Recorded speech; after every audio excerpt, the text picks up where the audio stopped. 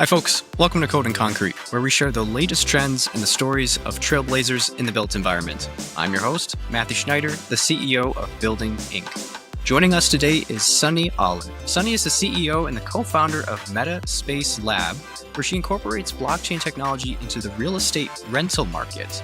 Previously, she was the Assistant Vice President and Investment Fellow at Rowe Price, acquiring significant knowledge in portfolio management, quantitative research, and trading. Additionally, she served as the Chief Operating Officer of the Cybernetic Economic Intelligence Foundation, where her focus is and was on tokenomics and the valuation of digital assets. Sunny, glad to have you on the show. I'm excited for this one, talking about valuation of digital assets and real estate, things that I think are underappreciated right now. Yeah, thanks for having me, Matthew. Hi everyone. I'm Sunny. Thank you for this exciting opportunity. I think this is super exciting times to be in blockchain and as well as tokenization space. Yeah, absolutely. So I sort of flip-flopped from past to present, talking about your role with the Cybernetic Economic Intelligence Foundation. So are you still with them, or is that previously? It's previously. Okay. Now it's interesting. I know this is off the rails, but Cybernetic Economic Intelligence Foundation. What is that? What's going on there? So basically it's they're using AI agents to basically helping you to monetize your data. So let's say, for example, you do the shopping online. Like currently Web2 companies, they just get your data, but they never compensate you in any ways. So their idea was to help you monetize it, yeah, using those data to basically even train the models, train the AI agent. So they can help you monetize it, not only your data, but also with it can implement to the supply chain management so that you don't necessarily do anything. I mean, it's just maybe sometimes when you look at it, it's maybe hypothetical, maybe there's errors and trial errors and whatnot, but it's still relevant in terms of, AI agent in this economy. I think talking about data sovereignty and ownership and monetization in AI agents, because that's where a lot of even like the blockchain industry in particular is headed, where we want to use AI agents to automate a lot of the responsibilities or the trading and movement of tokens and value. So I think it's really pertinent, and maybe we'll dive into that later, just how that's showing up in real estate and whatnot. But I want to track your journey, because looking at all the roles that you've got, I mean, this is highly technical, whether it's quantitative research or AI agents. What was your story? Yeah, it's interesting. So thinking about blockchain first. So, I mean, I was a big fan of blockchain since 2017. So I was like reading about white paper. Just that was my hobby for a pretty long time until I started my startup. But I saw, inefficiency in rental market, especially just because, we all kind of know that real estate is a kind of dinosaur industry where like everybody's basically never changing much anything. They're always doing the same thing. It's always been that way. It's kind of industry. But when I saw how we don't actually own our own data, how digital ID or identity, it's not necessarily owned by us, but then verified with the third parties where you have to actually pay for it. I just saw that the architecture of whole, flows basically wasn't inefficient. And that's where I guess I was thinking about why individual has to pay this amount of money to basically verify themselves and pulling their data, and it should not be that expensive. So I witnessed those inefficiencies in the market, and I saw, oh, this is an opportunity to actually create a win-win strategy for renters and landlord, and as well as investors using blockchain. And as you well aware, blockchain is one of the biggest characteristics, which is immutability, which is perfect for data. And so why not? So that's how it got all started from there. How did you get into the rental market? Were you a property owner, house flipper? So I was renting my place too, and then I saw one of my friend actually trying to move from Florida to Maryland to because of her job. She was working for the government related contracting company, so she had to move time to time, and in certain period of time she had to relocate. So I saw like she had to place like 5 different places to make sure that she get her apartment at the same time when she needed, and the application fee was like $70, $100. It was just kind of a little bit, I think outrageous. So I was imagining, like thinking about like 40% of people are renting. And I thought, okay, there's a significant inefficiency there, but also it multiplied by how many people in the household. So that's another factor you have to consider. And then those actually is basically just bottleneck. It basically doesn't do much to anyone. For the landlord, they have to do the due diligence. They maybe make some few bucks here and there, but that's not significant amount in terms of thinking about finding a qualified applicant and then renting the place faster and whatnot. So this is interesting. You're using blockchain for immutability or transparency, not to tokenize a capital stack like equity. Is that right? So I can kind of walk you through how the rent up actually Sure. is stacked and how so we have 3 different modules. So first module is KYC and data pool module, where you using your digital ID, like, and then you do the KYC. We have a global partners; they run the KYC, with us. And then once you verify yourself with the digital ID, you have no issue with the KYC AML related, then you can log into our platform. And then you don't have to pull any of the data. We will do behalf of you, meaning let's say we are using open banking, we're using credit score, and then with APIs, we are pulling, if you're not living in New York, we can pull the eviction data, any criminal data, anything that are legally binding for you or landlord to basically run on behalf of you, then we can pull that behalf of you and then share it with the landlord, and that's it. So you don't have to send those information via email or anything unsecure. You don't have to do one by one. So what basically it does is you save the property of your choice. It can be 100 or 10, 20. And then once you save it, once you send, apply, then basically they are sharing all information on behalf of you, because we are executing 2 smart contracts. So it kind of verify whether you meet the criteria. It can be credit score, it can be income verification, whatever they might be, because it varies from one lender to another. So, and then it just stores the whether you meet the criteria or not. So let's say your credit score is a 700 and the lender wanted to have a 750. So then the result says it failed. And then so those will be stored in the blockchain, but without your name. So therefore, you can kind of go and verify what actually happened or why you failed. But you don't have to share your name and whatnot. So its privacy is basically protected.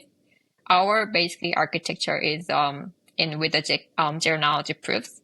So that's we verify it, but we don't share your exact information. So that's the module 1. I know it got kind of long, but and the second module is the listing. I already kind of go over it, the listing layer where you can view the properties and then you can save it, and you can apply. And also we have tokenization, basically capabilities embedded in there of the properties and whatnot. And the third module is portfolio module, which I'm kind of passionate about it. So, we are building it currently. So what it does is basically turning into, space where, like it can be short term, it can be long term, any space where you're living into more of adding cash flow streams, meaning with the depends. So let's say you have Wi-Fi hotspot that you can technically earn $1, $2, $3, $4 a day. That it passively, because once you just share the hotspot securely, right? So let's say you're using Helium. So there can be additional, like one of the stream that you can either offset the cost or offset the rent it depends who owns it, right? Long term can be either landlord owns it or the renter, the tenant owns it, or if it's short term, likely the landlord owns it. So they can, if you have Airbnb, you can, like offset some of the costs can happen. So it can, expand to the, solar panel. It can expand to any sensors and whatnot they share. So basically it can be customizable, but what we are trying to launch is basically default portfolio first. And then the users or tenants can be customized, meaning they can add the more streams or more tokens and whatnot to basically overall looking what's going to be the risk of it, what's going to be return of it and whatnot. So imagine to increase to across different buildings. I mean, imagine, right? That's whole another cash flow you were talking about. So basically that module we are working on it. I am super excited about it. Yeah. So that's basically 3 modules that in the RentUp, yeah, our application. And what's the relationship between RentUp and Metaspace Lab? So Metaspace Lab is our umbrella company where Okay. we believe that we will launch more than one product. So that's the parent company, and then we create a RentUp as an application. Okay, that makes sense. I think the first 2 modules, if we start there, are really interesting because they're using blockchain in its most basic but important format, which is the ability for 2 parties to exchange value or information in a trustless and sort of transparent but still private, right? So that's I mean that's the basis of zero knowledge proofs, where we can trust the information, we can confirm it because it's on a public blockchain, but we don't have to reveal too much. And I think that that dynamic between personal data or even intellectual property and blockchains is becoming more pertinent. And we use this in building as well, where we know that real estate has lots of data points. We can't really show the whole world all of that. Maybe it violates a firm's privacy laws, or that it would breach certain data compliance requirements. But we still want to come to trust what's that data is being used for, like valuation. And in this case, it's whether that person is an eligible candidate for the property. So I just want to say that I think that's a really good use case and off the beaten block compared to what a lot of real estate blockchain solutions are trying to roll out, which is like tokenizing the capital stack. Just Mm-hmm. another way to invest in real estate. You're saying no, let's use the technology the way it was intended and have a trustless exchange of information. Yeah, so I'm just thinking like why privacy matters and why security matters, right? I mean, I think that's why we love Web3. I think we're trying to democratize, I cannot even say, Democratize. democratize, yes. So, or we can try to win our own right. Having our own data in our terms, I think is important. Like we can share when we want to share, when it's appropriate to share, when we can share. So I think those terms should be based on individuals and how in both parties involved. I think RentUp is trying to conquer how we basically change how we transact. I mean, you have to verify yourself to even get into the platform. That's the one thing, right? But once you get in there, you are free to do anything and everything that's allowed for you to do it. And if you want to do it, then we will do it. It kind of make you meet you in the middle with landlord as well as yourself. Or so as if you were also like landlord, it's the same way, right? You don't need to know everything. So therefore you don't have to have a pile of paperwork waiting for you and to verify everything. You don't even know where everything else is, right? So this is kind of meet you in the middle that you don't have to have all this information stack up, and you have to kind of have it.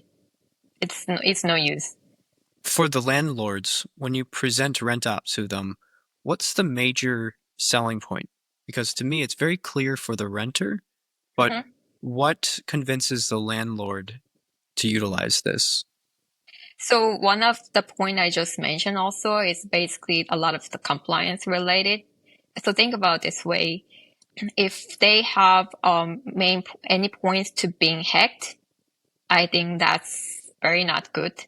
You don't want to go in there. So I think having a zero knowledge proof, but also having this approach will prevent them to ever have to deal with any hacking issues and whatnot, any vulnerability issues and whatnot. I think those are kind of omitted.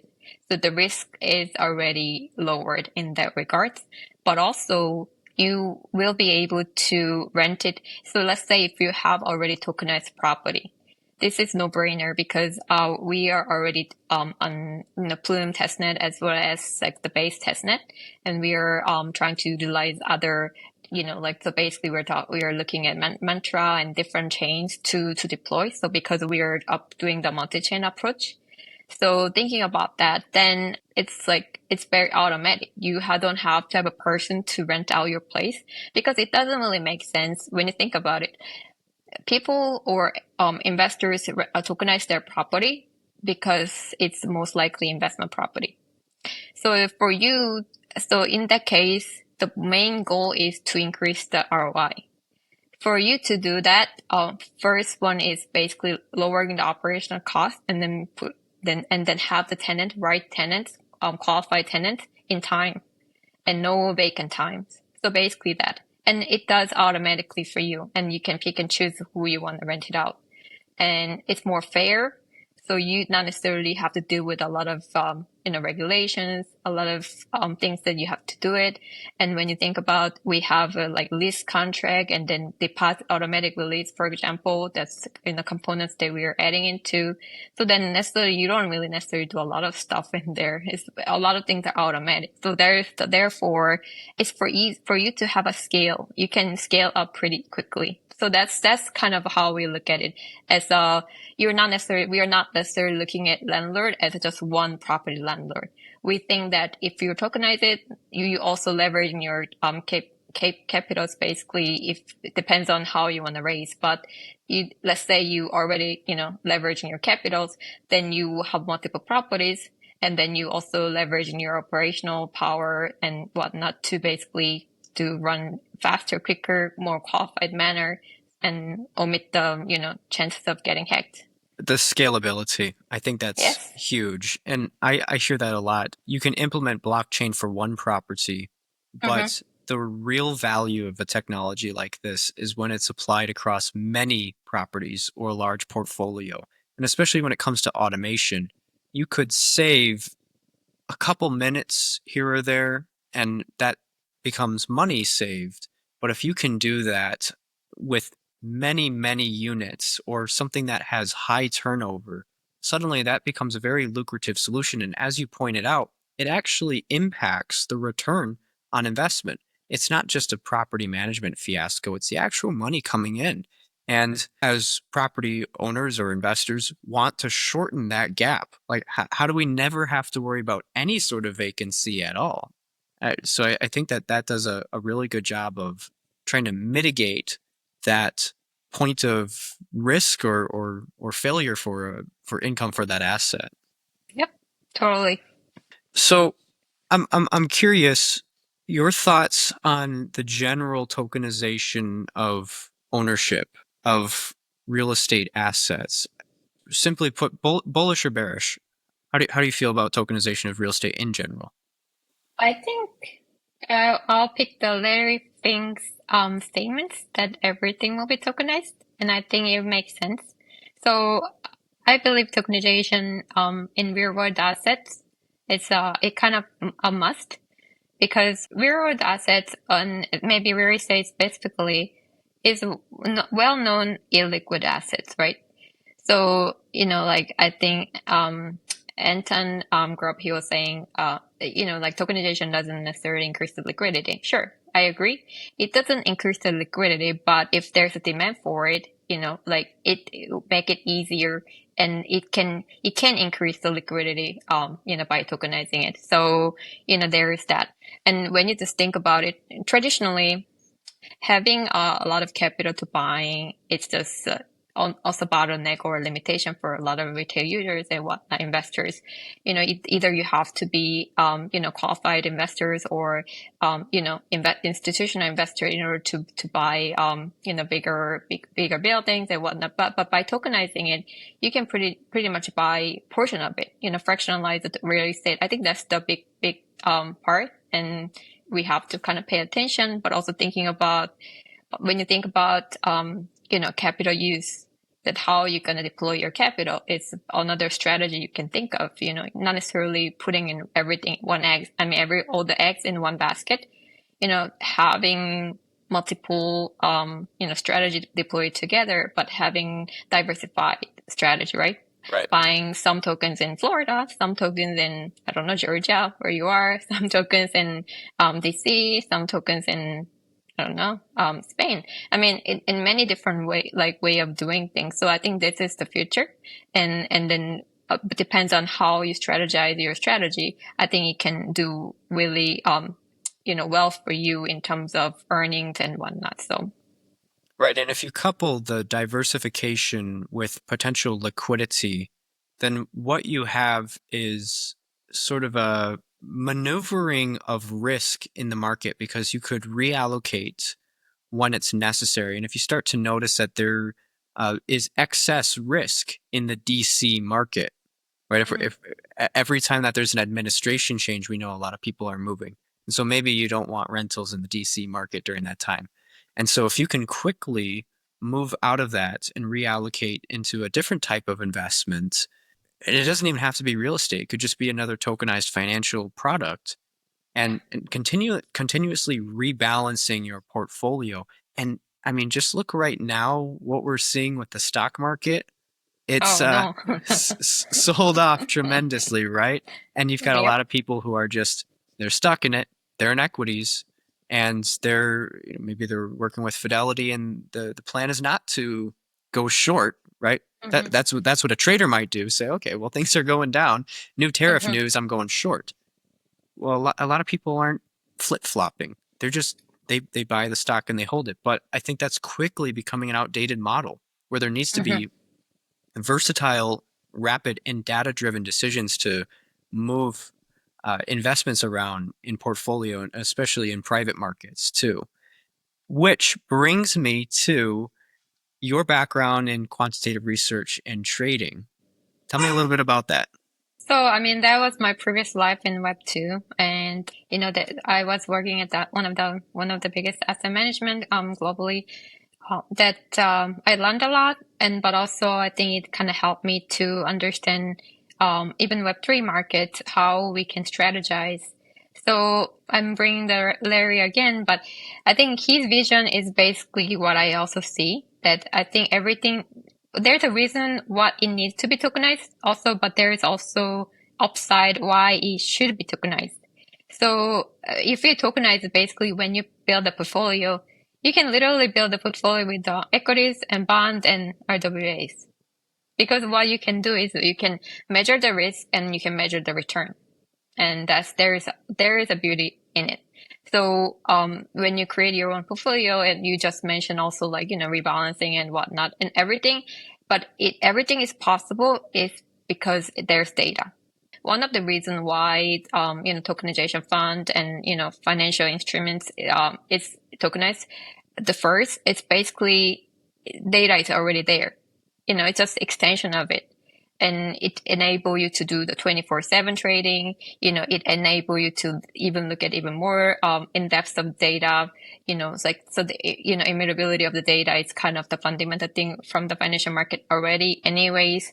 So it's basically extension of whatever already existed and then existing right now, and then to do that.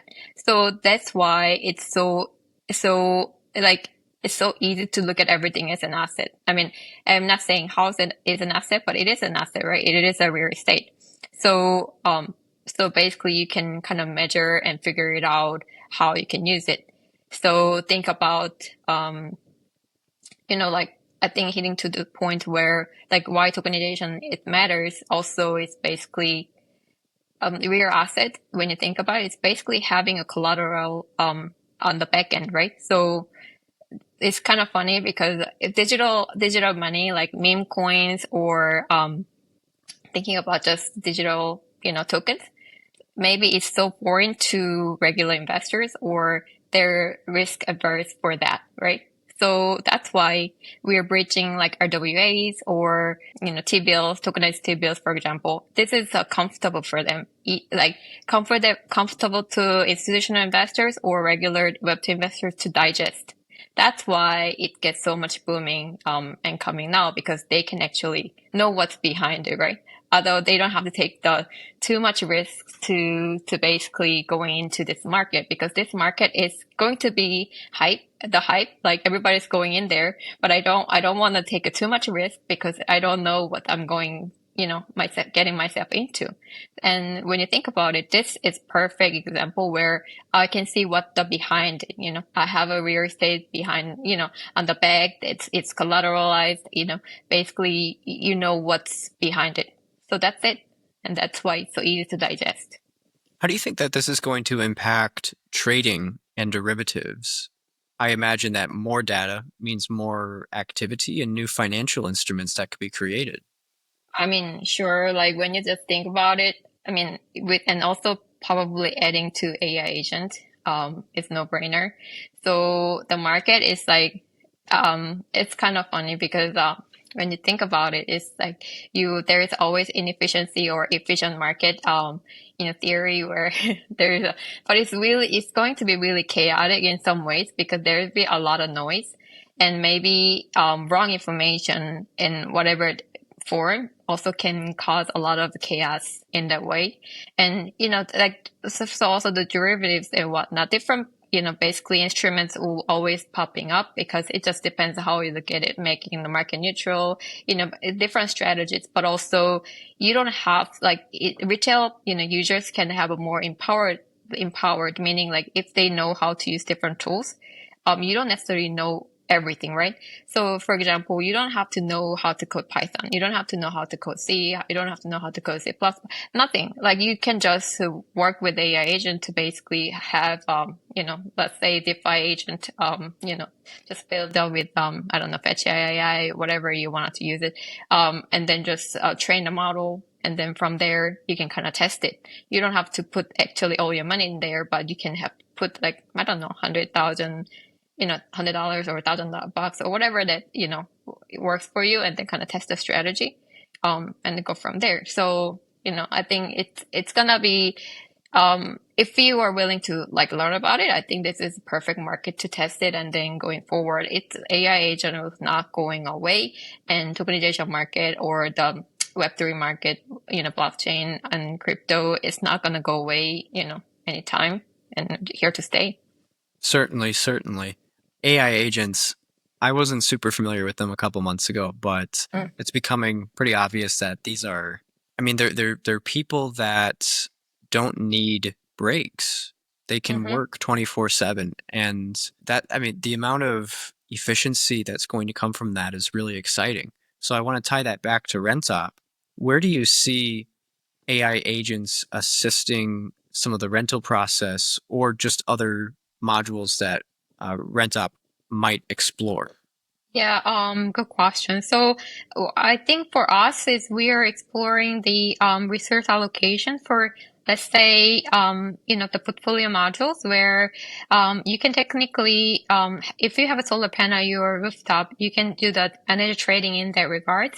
So there's a lot of moving parts, right? Not all, like the energy part is one, but also trading part is another. It's management. So we have to know what the usage of it. So all this tracking, we will deploy the agent in that regard because I am not going to take, follow every. It's gonna be too much work for individuals to do it. Like, we could do it, but it's just, it's gonna be too expensive in terms of because since we are also a startup.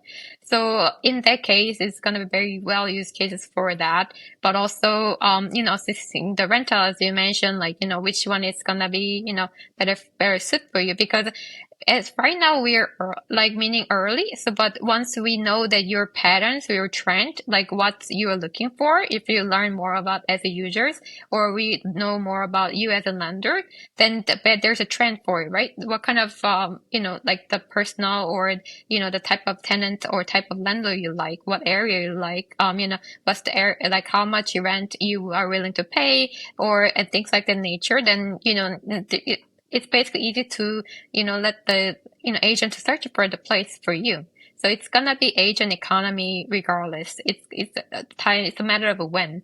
But it's coming. So in that regard, like the utility management and whatever passive income that you have, you can earn more. Okay, this can, let you earn more. Do you want to try this and whatnot? So some of the suggestions, because a lot of also depend, like the modules or protocols keep popping up. And I mean, unless you keep following, it's like, what's this? What's it's so new? Like everything is new and certain thing and whatnot. So it's kind of easy for you to get lost, right? And everybody can lost so easily.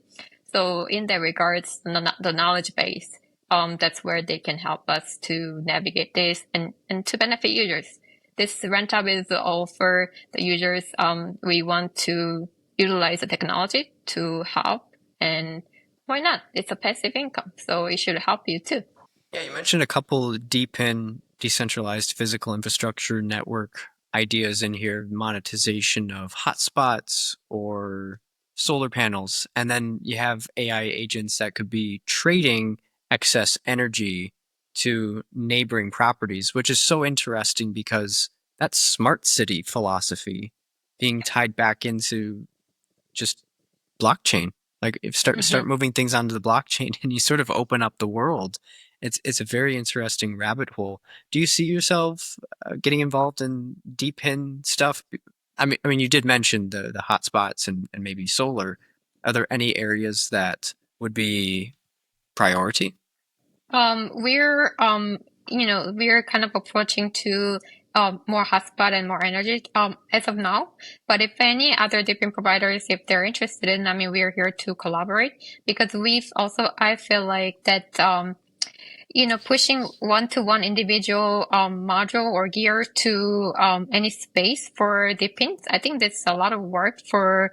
So the unit economics are not good because for that. So instead, if you think it's beneficial to having it at home, like let's say the sensors and maybe the air quality, and things like that nature, then you can feel free to reach out, that we're happy to, work with any different providers to kind of see if there's any synergy for it. But like I just mentioned, that we have a, kind of thinking as default portfolio, but everything else can be customizable, meaning you can add it. So, we're kind of thinking, one of the, I think, risk assessment, providers to kind of see the tokens, if they're, risky or not, to kind of assess it before you adding to your portfolio. And then if it's good to go, then you can add it and then we can calculate it for you. And then it's up to you to whether you want to deploy it or not. Everything is by choice and there's no obligation. When you say something like air quality and Mm-hmm. deep in, for my own curiosity, how would that work? Is it that you're contributing data and Mm-hmm. and then you're being compensated for that, or you're monetizing your data about that device? That's one. But also you also the like not, like so for example one of the other things relate to that is like noise data. Silencio that which is also deployed in peak. So it's not necessarily tied to home, but it can be tied to your phone. So which can be, you know, so there is a one, I guess two way of looking at it. One is the gears or sensors attached at home, or you can use it with your phone. That actually can be you as a portfolio, meaning you can customize the portfolio with the whatever module you have on your phone, and then you can add it. So I mentioned like Wi-Fi or the solar. That's typically just tied to home, and that's why I mentioned the exact examples. But yeah, I mean, those once you contribute to the data, the basically the ecosystem will compensate you for that. So that's how it works. Let's talk about data in general. I'm very passionate about data. And Yep. from your reaction, I think you like data a lot. Well, to be a quant, you have to appreciate data and the analysis of it. How have you seen this evolve in the Web3 space? Because now everyone wants to be data rich and people are appreciating the value of that. Where do you think the strengths? Well, we sort of hinted at it that if you have access to data, then you can make decisions, and that's great for trading.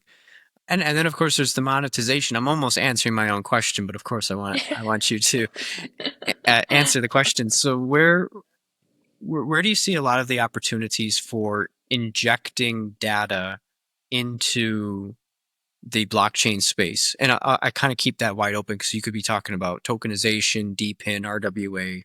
Where are the biggest opportunities for data right now?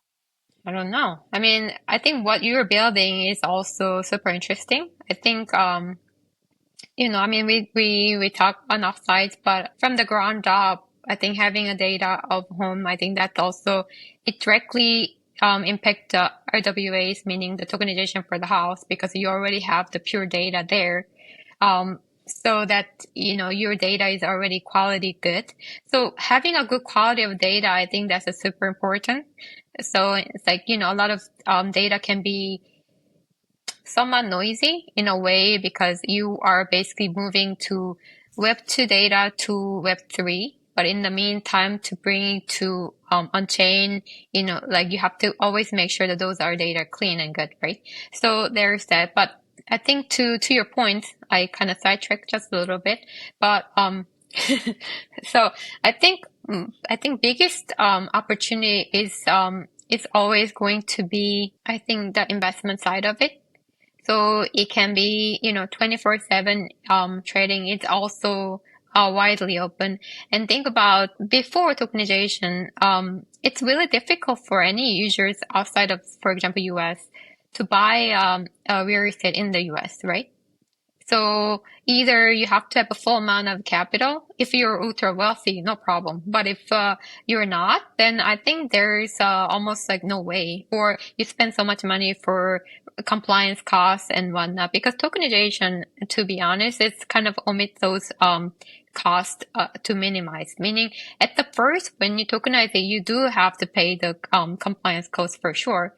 But once you do that, it's just later, it's like maybe more so than maintain.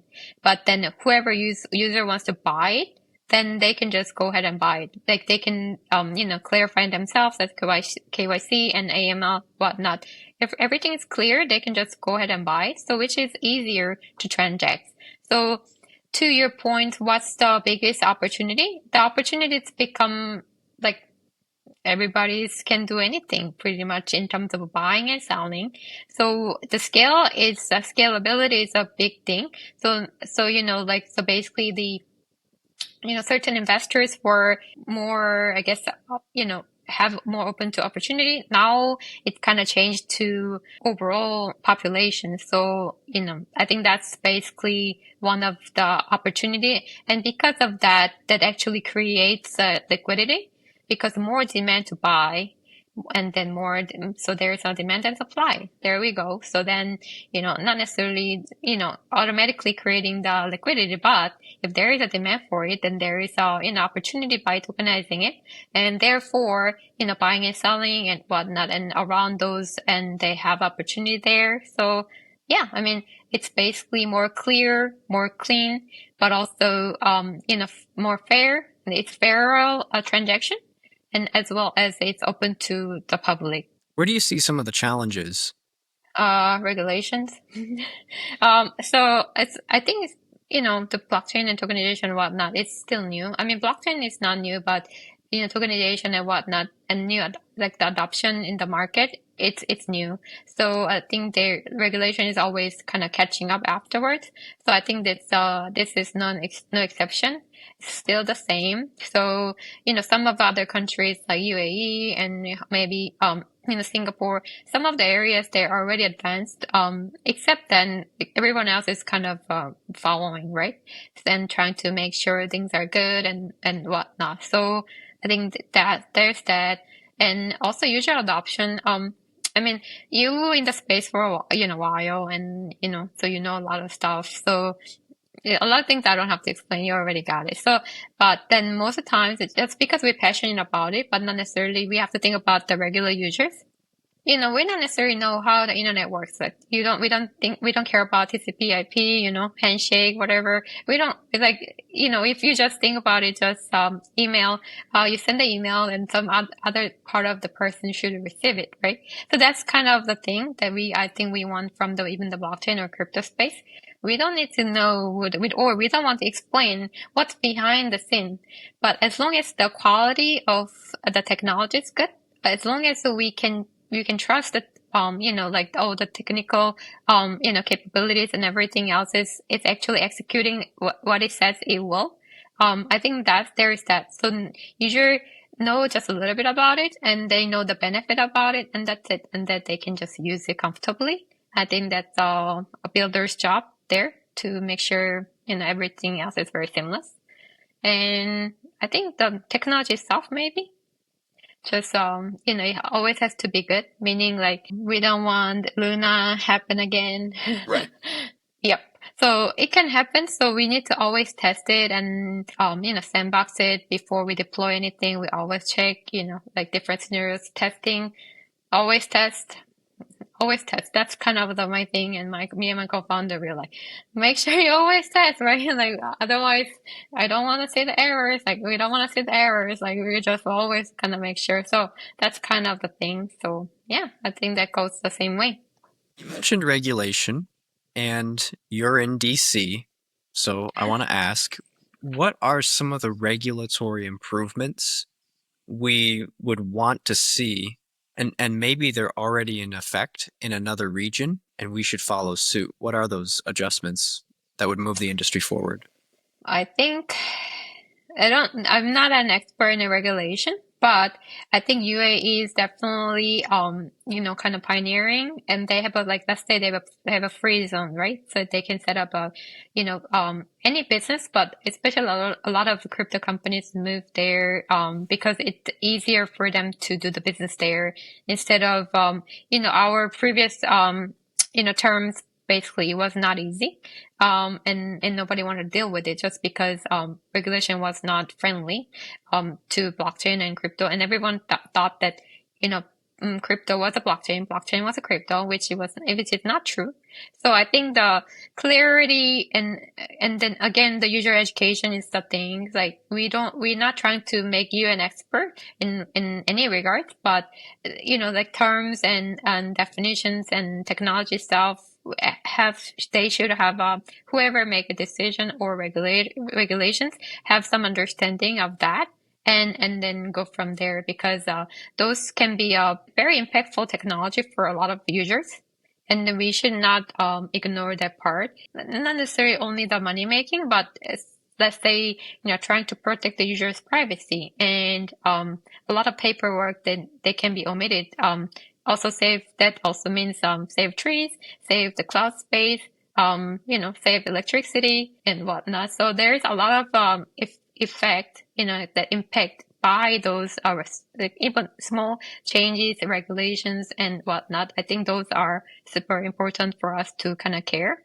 So I think we can just trying to look at UAE a lot when it comes to crypto and then kind of go with it. And so that we are kind of aligned with everyone else who's pioneering and then go from there.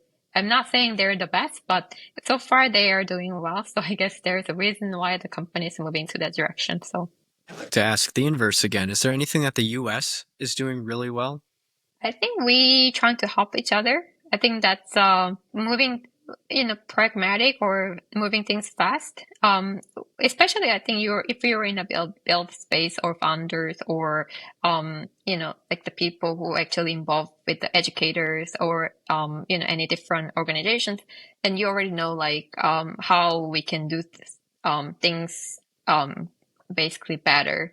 So I think those are openly discussed. I think the US is very practical and pragmatic in a lot of ways, and compared to different regions. I'm not trying to compare, but sometimes I've heard like European countries people like complain that they discuss for everything for forever, so nothing is moving.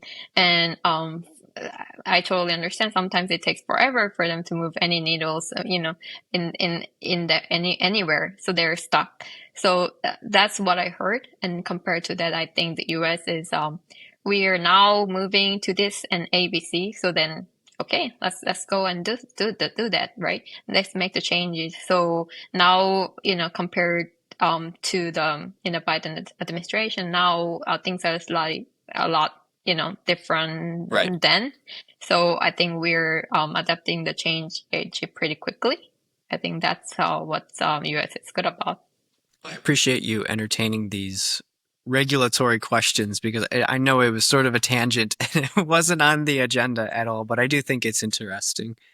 And it's playing a big role because there's one thing that you mentioned that really needs to be highlighted again, which is that blockchain is not crypto and crypto is not blockchain, right? And understanding that differentiation so that we can go back and use blockchains in all sorts of industries without having to think about securitization or Howey tests. Like that shouldn't be applicable because I need a smart contract in order to use a blockchain to have immutable information. Like I'm just trying to exchange information about this rental property. Why do we have to do a Howey test, right? So just understanding that these tokens might exist, but they don't have to be financialized, and Mm-hmm. they don't have to add in all this nuance. And especially as you start moving all these industries on chain, that means that there has to be wallets, and wallets move tokens, and all of a sudden you have these rules about who can use those tokens because they might be classified incorrectly, and then it's just totally improperly using the technology. So I think that it's warranted, and we think about it the same way, right?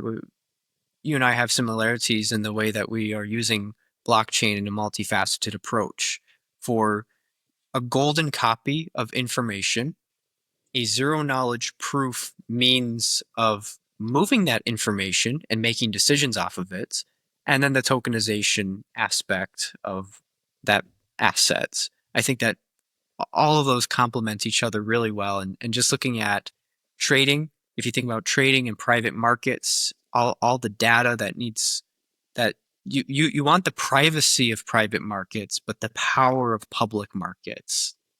That's what we're unlocking here. And I think it's really, really phenomenal. So, Yep.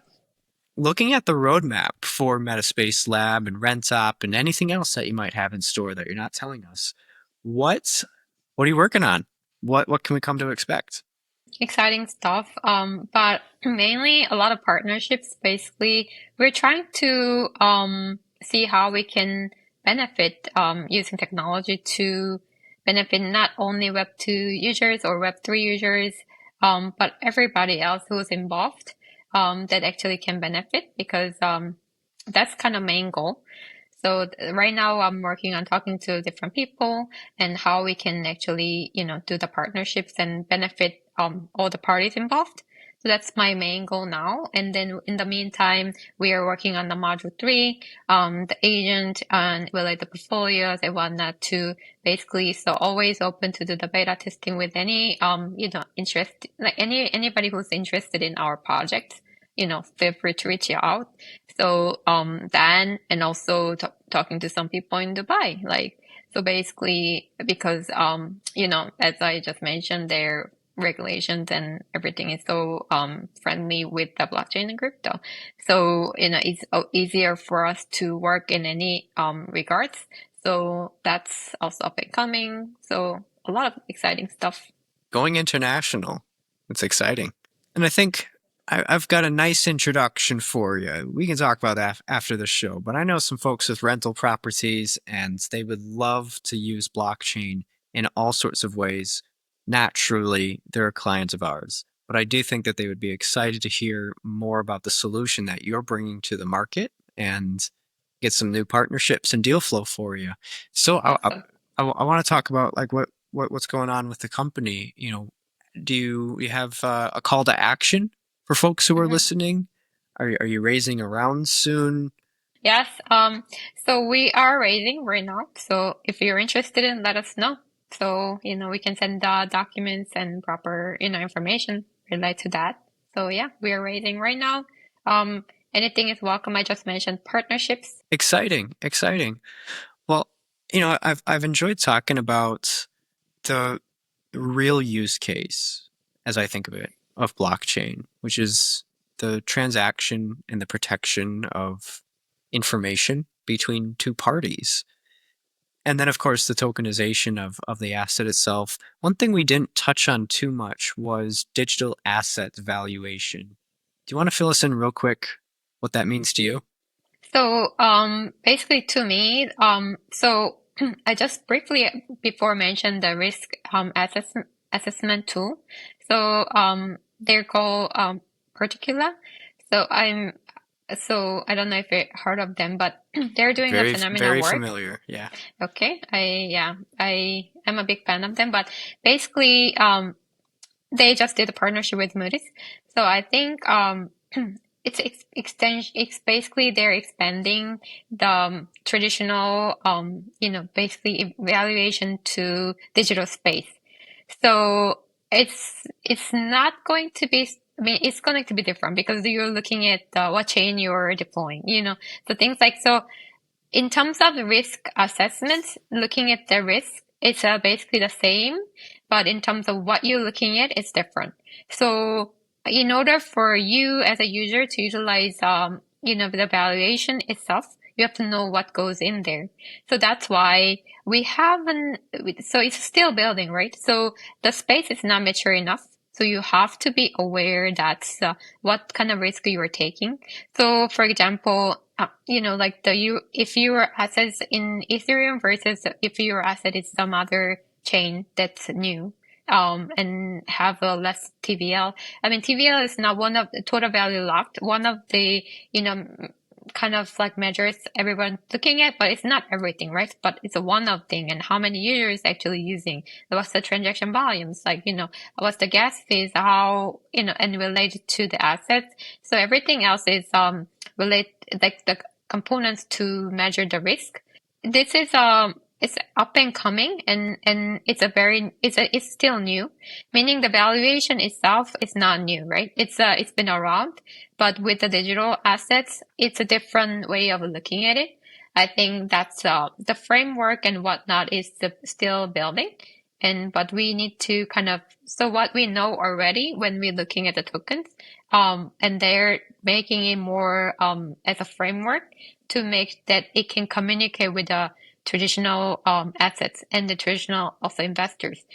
Right now, maybe you are looking at equity and you're looking at fixed income, but also you're looking at another tab that has a digital asset, and then you can aggregate all the risk together to kind of see. Like that's how I look at as a asset valuation. Not only for digital asset, because if we only looking at the digital asset itself, it has a less value. What's more valuable is to be able to communicate with a TradFi and DeFi. Because that means you can communicate with the TradFi and DeFi. That means the TradFi capital can move to DeFi, which is most of capital is still in TradFi. So it's slowly moving to TradFi. I mean, the BlackRock's ETF actually, was the number one inflows ETF for ever launched, right? Which is also kind of crazy. If you just think about it, but like paradigm is shifting, but still a lot of capital is in TradFi. Being able to let the TradFi users understand what the valuation of DeFi and then let them communicate and then have the overall looking, I think that's super important. So that's how I look at it. Yeah, I think the key there is that digital assets have a huge potential to be very dynamic. You're combining the valuation of the underlying assets, which is TradFi, with new ways to assess data in a range of data. It could be asset data, it could be about the financial instruments, so where it sits on the capital stack, and if that's good or bad, the quality of the smart contract itself, and then the chain on which the smart contract sits. And you have this tier, or almost like an onion, where you have layers of risk that are constantly being calculated into the value of that asset. So instead of going through the bid-ask auction, where we're saying, oh, this is risky, I'll buy it at this, I'm going to be a passive buyer at this price, meet me there if you want. We can agree on the fair market value of this asset because it's backed by thousands of data points. It's not really up for discussion at that point. It is what it is. And you buy or trade that. And I think that's just super, super powerful. It goes back to the what data can do, and it's unlocking capital markets. It really is the fuel for this industrial revolution. But that's enough of my soapbox talk. Yeah, it is exciting times. I mean, to be honest, right? I agree. And we're very fortunate to be building in this industry at this time. And because it's still being shaped, it's conversations like this that have influence on where the industry goes, because we are the people making decisions and going out and creating items that people want. So I think that this has been super, super great. Sunny, I'm glad that we got to catch up and talk about tokenization and the variety of blockchain use cases. Where can people reach you? You can, so we're kind of designing our website, but you can still reach out to metaspacelab.xyz, and then you can connect me on LinkedIn.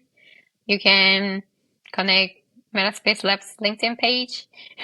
I'm not big on X, but I know maybe I should, but as you know, there is a firm preference. I think LinkedIn is probably my Instagram. So yes, LinkedIn is probably the easiest way to reach me. Okay. We'll include links for all of those so that people can check it out, connect with you, and strike up a conversation about the blockchain rental space and some of the modules that you're working on.